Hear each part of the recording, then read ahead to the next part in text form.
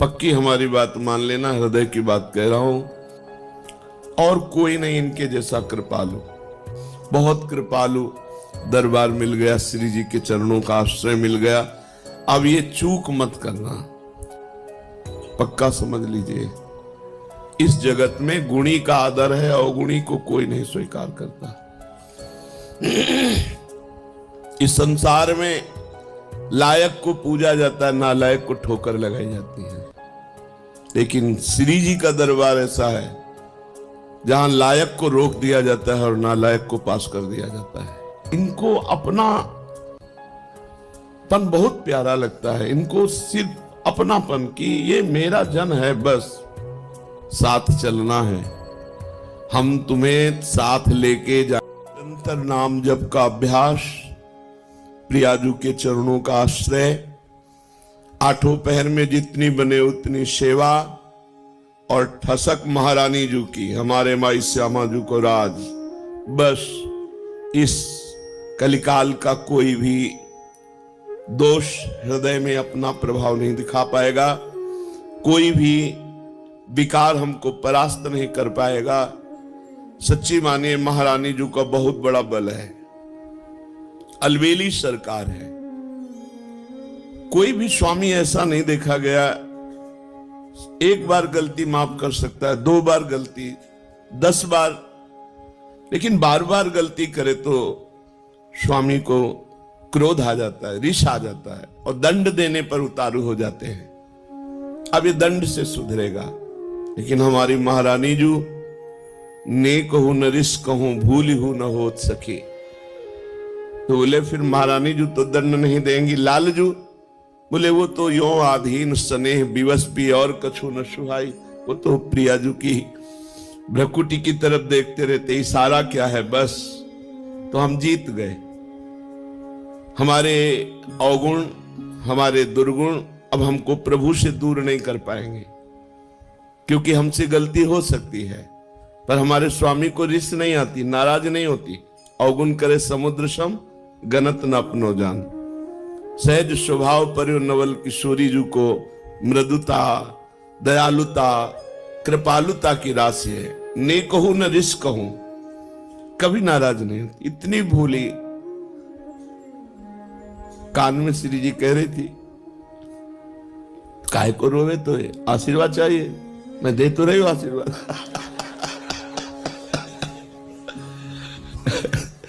काहे को रोवे, तो काहे को, क्या आशीर्वाद चाहिए बोल, मैं दे तो रही हूं। तो लाल जी ने कहा हम भी दे रहे ना।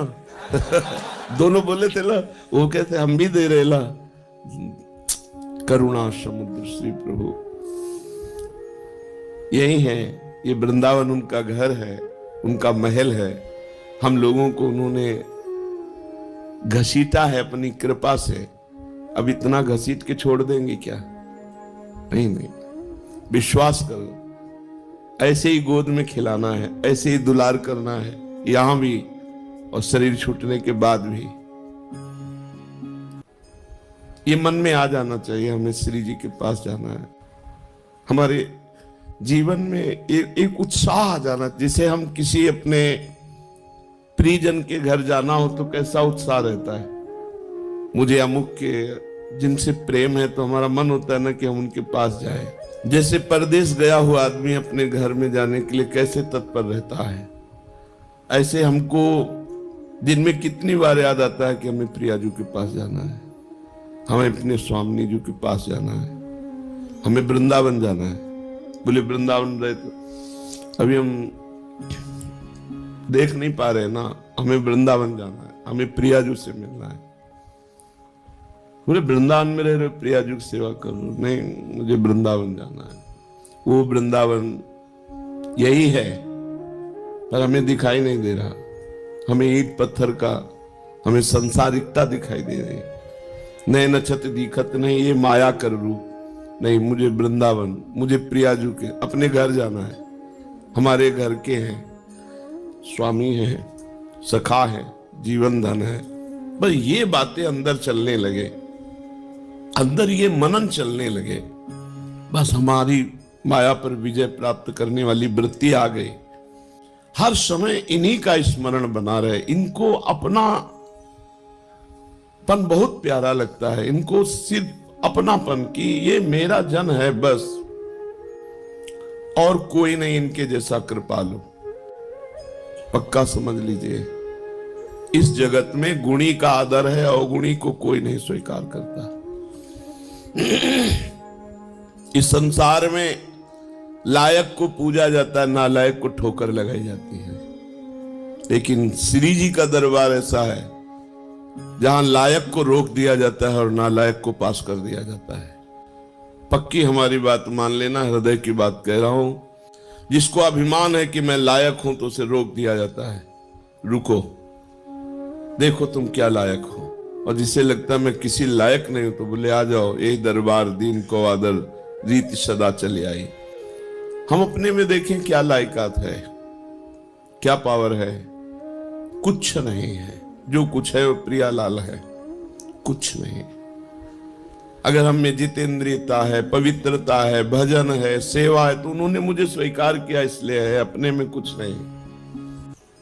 बस मस्त रहना सीखो।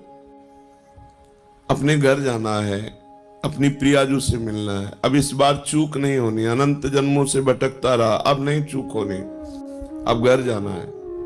जैसे घर जाना है तो फिर जिस घर में रहते होते उसमें राग नहीं होता है, क्योंकि वो परदेश है, परदेशी दूसरे के मकान पे राग नहीं करता। ये सब राग करने लायक नहीं। हमें अपने घर जाना है, श्री जी के पास जाना है। जब तक हैं तब तक उनकी प्रगट सेवा में, उनकी आज्ञा के अनुसार जीवन बिताने की चेष्टा करते हैं, मगर हमारा लक्ष्य हमें श्री जी के पास जाना है। बस अंदर इतनी ठान लो, बस जिस दिन श्री जी से अपनापन हो गया, बाजी जीत गए, माया पर विजय प्राप्त कर ली। कुछ नहीं देखती श्री जी, कुछ नहीं देखती, बस अपनापन देखती है। और हम श्री जी को अपनापन नहीं दे पाते, बस इतनी बात है। अपनापन हम अपनी इंद्रियों को, मन को, ये सब, श्री जी को नहीं। श्री जी मेरी, मतलब श्री जी जैसे अपने भाई को देखे कैसा लगता है, अपनी बहन को देखे कैसा लगता है, अपनी माँ को देखे कैसा लगता है, अपने पिता को देखे तो कैसा, ये मेरे हैं। भले बाबा जी बन गए हैं, तो देख के एक बार तिरछी चितवन से ऐसे मेरे बाप है, मेरी माँ है, मेरे पिता है। और ये जन्म जन्म की हमारी आत्मा है, हमारे प्राण है, हमारे प्रीतम है, हमारे जीवन धन, इनको भूल गए थे हम। अब हमको गुरु ने याद दिलाई कि ये हमारे घर वाले हैं, यही हमारे प्रीतम है। बस अब आठों पहर चिंतन करते हुए जीवन व्यतीत कर रहे हैं। समय हमें जाना है, वृंदावन जाना है, अपने घर जाना है, अपनी प्रियाजू के पास जाना है। इस छली कपटी संसार में नहीं रहना, नहीं रहना, नहीं आना पुनः इस संसार में। हमको अपनी प्रियाजू के पास रहना। बस एक जिद, एक अंदर लालसा, नहीं मुझे जाना है, तो जाने की तैयारी जो होती है वो रसिक महापुरुष बताते हैं। कैसे रहो, कैसे बोलो, कैसे बैठो, कैसे चलो। नहीं, देखो संसार को अपने पन का पूरा राग होता है, मम्मी पापा, रिश्ते नाते, बस परमार्थिक को पूरा प्यार होता है भगवान में, वही परमार्थिक। और तो सब फिर दंभ पाखंड नौटंकी नाटक है। पैसा कमाने का, वासनाओं की पूर्ति करने का, पेट भरने का हमने धंधा खोल लिया। फिर तो अगर प्रभु से प्यार नहीं, प्रभु से अपनापन नहीं, प्रभु की प्राप्ति की लगन नहीं, अगन नहीं, अंदर आग नहीं पैदा हुई, प्रभु के लिए जलन पैदा नहीं हुई, तो फिर क्या, फिर तो खाते पीते जीवन व्यतीत करते। पशु पक्षी भी है, अन्य योनियां भी है, अन्य जन भी है। परमार्थिक का एक ही लक्ष्य होता है, प्रभु, प्रभु की चर्चा, प्रभु का नाम, प्रभु के गुण, प्रभु के जन, प्रभु का कुछ भी, वो प्रभु में मगन। प्रभु के सिवा और कोई अपनापन नहीं दिखाई दे। ये अंदर की बात रखने, बाहर व्यवहार में तो सबसे हमें, सब जीवन सो प्रीति, तो परिवार की मिले चाहे बाहर की मिले, सबसे प्रीति दिखानी, लेकिन अंदर से प्रीति केवल प्रियाजू से हो। बहुत कृपालु दरबार मिल गया, श्री जी के चरणों का आश्रय मिल गया। अब ये चूक मत करना, ये इधर उधर झांका ताकि इधर उधर की बातें, कुमार्गामी जो व्यक्ति हैं उनको हम साधक नहीं कहते हैं, ऐसे का संग न करे, मुख न देखे, गुरुद्रोही इष्ट द्रोही का मुख न देखे, जो गुरु की अवहेलना कर दिया उसका मुख न देखे, उससे संभाषण न करे, तभी इस मार्ग में आगे। अगर ऐसे लोगों को मित्र बनाओगे, ऐसे उससे बात करोगे तो तुम भी भाग जाओगे, तुम्हारे अंदर भी मलिनता आ जाएगी, प्रतिकूलता। और ये जन्म मिला श्री जी से मिलने का। मान लो साथ चलना है, हम तुम्हें साथ लेके जाएंगे। कैसे? हमारा एक स्वरूप ये है जो तुम पांच भौतिक देख रहे हो, एक स्वरूप है जो तुम्हारे हृदय में बैठा है, जिसे तुमने गुरु माना है। वो तुम्हें जीवन मुक्त बना के लेके ही जाएगा, वो नहीं जाएगा कहीं। ये स्वरूप तो ढनक सकता है आज भी, कल भी, कभी भी, लेकिन जो तुमने गुरु माना तुम्हारे हृदय में है जो भाव, वो भाव रूपी गुरु तुम्हें महाभाव में पहुंचा कर ही ले जाएगा। ये हमने बड़े महापुरुषों से, श्री एकनाथ जी महाराज अपनी भागवत में कहते हैं कि जिसने भाव से गुरु बना लिया तो गुरु का बाह्य शरीर तो पंच भौतिक है, वो तो क्षीण हो जाएगा, लेकिन गुरु का भाव दे शिष्य को जीवन मुक्त बना के ही मुक्त होगा, चाहे जितने जन्म लगे। अब तो नजदीक आ चुके हो, जन्म की तो कोई बात ही नहीं रह गई, क्योंकि धाम में यहाँ वास कर रहे हैं, प्रियाजू के नजदीक हर समय उनकी परिचर्या में। अब तो हमें जाना ही प्रिया, बस आपको ठान लेना है मुझे प्रियाजू के पास जाना है। और ये जहां ठाना तो आपके पास माया अपने ऑफर भेजने लगेगी, ये भोग भोग लो, ये मकान ले लो, ये ले लो, ये ले लो, बस नष्ट हो गए आप। ये माया है, सब कुछ करा सकती है, लेकिन प्रियाजू नहीं दिला सकती।